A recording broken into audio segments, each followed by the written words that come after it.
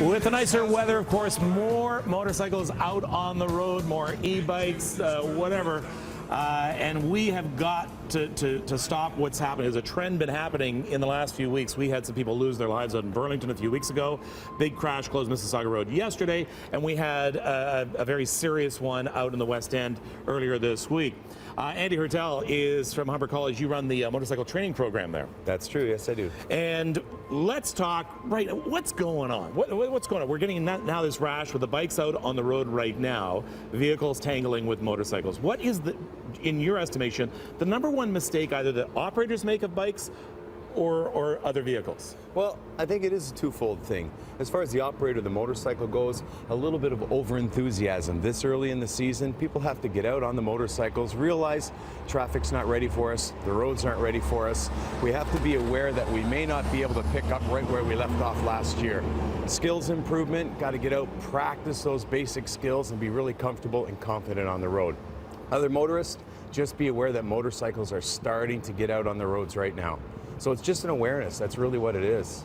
I was driving down Dundas yesterday, and I looked in my rearview mirror and I could see a motorcycle coming out towards me. I wanted to get in the lane. I put my left signal on, but what I did was I on purpose waited longer than I would have with any other vehicle because I wanted to make sure he saw the signal.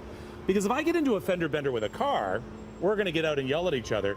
But if I hit a bike, I mean, this is all that's protecting, all we get. you. So I always tell people a fender bender in your car is going to put a damper in your day.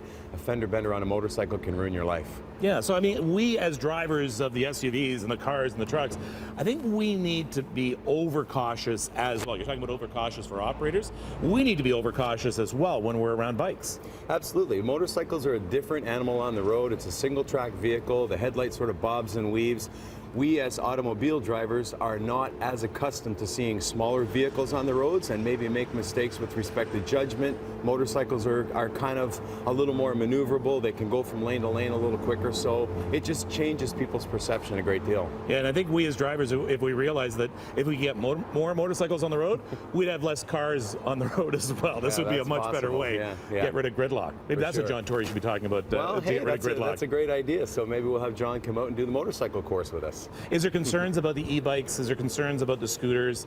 Aren't quite supposed to be on the road, aren't supposed to be on the sidewalk, and think maybe they're a motorcycle? Yeah, you know, that's not my area of expertise, but it is an awkward dilemma because to me the e-bikes and some of the scooters they're too slow and too small to be on the roads, but they're too big and too fast to be on the sidewalk. So it's the worst of both situations. Where do they ride? Where are they safe? How do people get in touch with you if they want to get out and take this course? You know, the best thing is humber.ca/motorcycle, and they can find me. They can Google search me. I'm pretty easy to find. It'll be great. The sun's coming out. Yeah, it's going to be a beautiful weekend for riding. All right, Andy Hertel from Humber, thank you very much for this. We'll be back with more Breakfast Television. Stay with us.